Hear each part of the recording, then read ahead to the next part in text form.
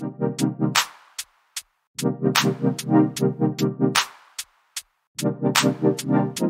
going on, everybody, and welcome to the Other Side of the Firewall podcast, where we talk about the latest and greatest in cybersecurity news, as well as we highlight those movers and shakers and glass ceiling breakers, those people of color who made it to the other side of the proverbial firewall. My name is Ryan Williams, and as always, I'm joined by Shannon.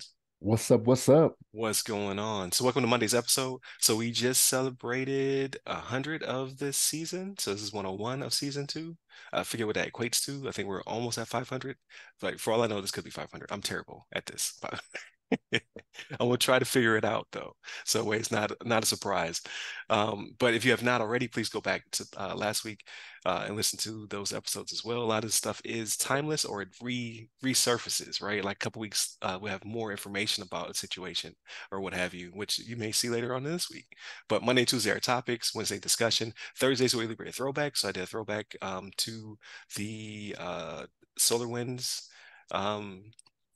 supply chain and how it changed the way government does business and how the rules are set up for supply chain management. So Jeff, check that one out again. It resurfaced from season one to this season.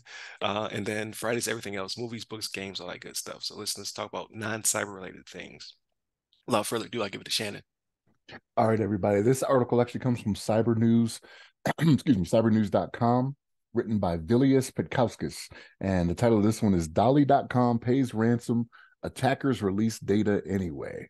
Big surprise, right? Like we shouldn't be surprised that this is something that can happen. We've talked about this before on the show about people actually paying these ransoms, whether they should, whether they shouldn't, and whether or not, like, you got to realize you're dealing with cyber criminals anyway, and what they're going to do, whether or not they just release it anyway, or they come back to you again anyway, right? It's like terrorists, right? If you're going to pay, they're going to keep kidnapping people, right? They're going to keep doing things they shouldn't do just to keep getting paid, to do it, right? But what ended up happening here, and what they don't say in the article is how much was paid, but Dolly.com, right? So apparently they're like a moving company, right? Or they have people hired out to move certain things, like with a dolly, like a moving truck dolly, I'm guessing is what it is. I've never heard of Dolly.com before this article, but they apparently they have on-demand moving and delivery services in 45 U.S. cities, right? So again, dolly helpers is what they call their people. They come up to help or whatever, but so their information was released on a Russian forum, right?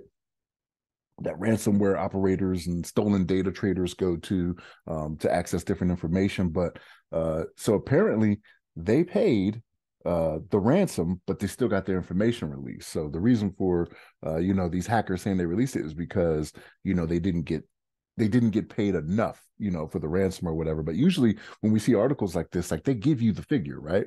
You're going to pay cryptocurrency in this figure or whatever. And unless I missed it in the article, which I didn't see it anywhere when I was reading it, they never mentioned, they made a demand of a certain amount. Dolly.com didn't meet it, tried to negotiate with them or whatever. But you would figure even in that case, right? Someone, I hate, after just saying that they're criminals, right? They figure they'd be a little less scrupulous in what they do and be like, all right, that wasn't enough. Give us a little bit more, or we're going to release it, right? Because they took the money and still released it like Right. that. That's what Right. they did. They didn't want to negotiate. They were sick of it.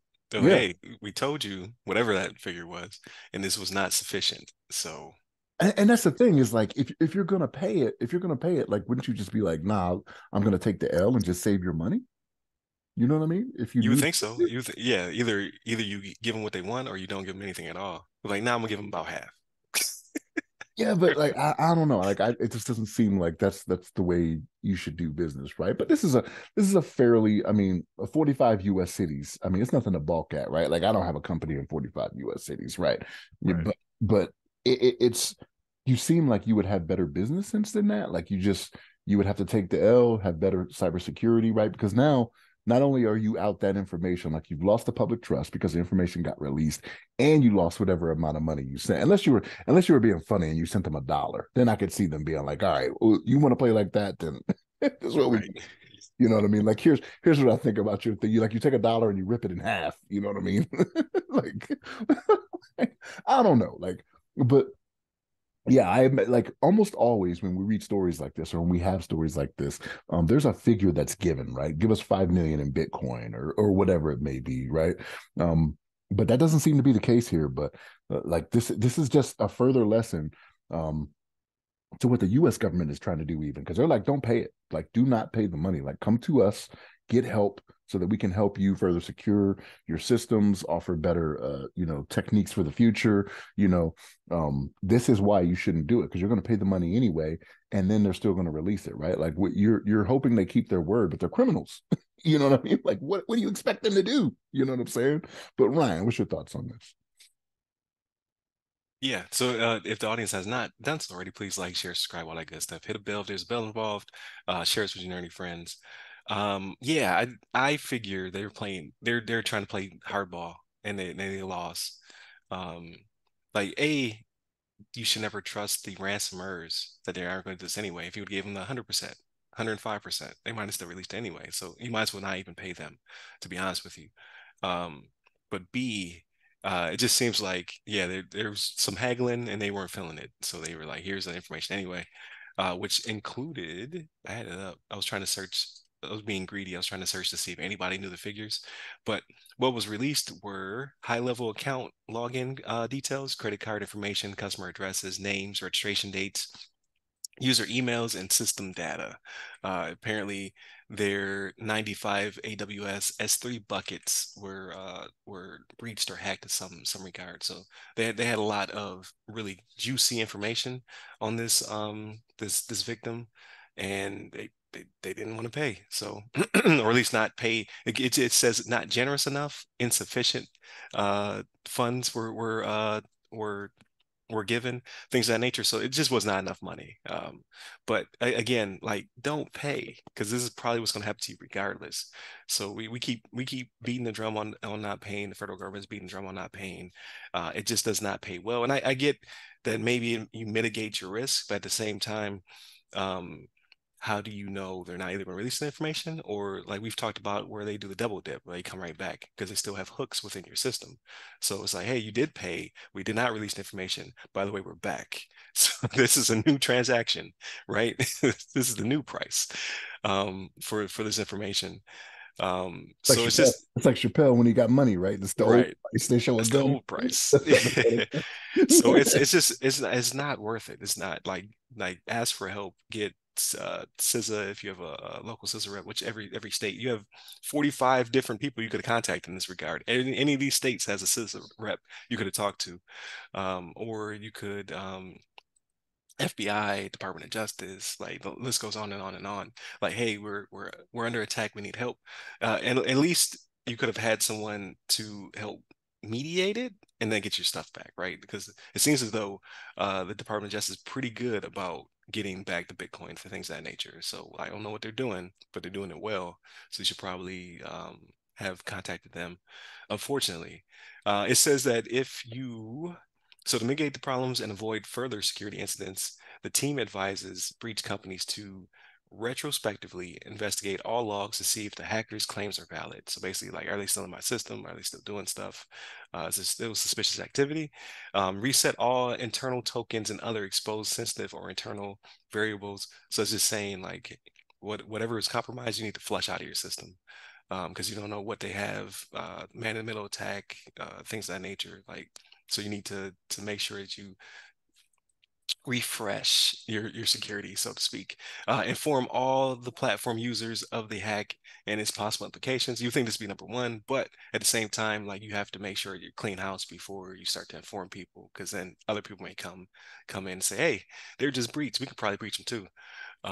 So it would be a pretty good idea for you to clear your house before you contact your users. But you definitely have to contact them, and we'll talk about that later on in this week. Because like big companies are out here getting breached and it's affecting all of us. It's making me mad. And then perform a full scale audit of the organization's security posture, right? So you should have a team come in, your CERT team, your incident response team, whomever, to come in, figure out like what went wrong, do the forensics, make sure nobody's still there, and how do we stop this from happening again in the future, right? So those are the four things they recommend that you do in case this happens to you. Number one, so number zero, don't pay. That's I think that's the biggest thing. And I talked to somebody last week about that on LinkedIn, because he was asking, like, is it better for you to put that into your cost, basically? Like, uh if they have like company secrets or IP or things of that nature, like should you pay? I said no, like it's already gone. Like so you throwing good money after bad or what's the saying? That's right. That's right. Is it throwing good money after bad? Yeah. They already got you. You already been ripped off. Like they're already replicating this stuff overseas. So uh it's Here's just not worth it. here's what's crazy to me though, right? So like because it was AWS, it was Amazon that was providing the services to them, right? If I read this correctly, right? So if that's the case, do they go to Amazon and say, "Hey, what did you not secure for us?" Like, how does this actually work? So a lot of those are shared responsibilities. Like Yeah. so there's an agreement where we're going to do our part and you need to do your part. My just from the outside looking in, Amazon probably did their part. This company, like I don't, I'm not trying to slander them, right? I'm just saying like for them to just hourly pay and then not pay enough, they seem like their cybersecurity is not either robust or there's something missing there, right? So I would like I usually don't want to victimize the victim, but it's probably Dolly's fault. Like I think Amazon probably had their stuff together. At least this wouldn't have just happened to Dolly.com if it was an Amazon breach, right? It would have been several different organizations.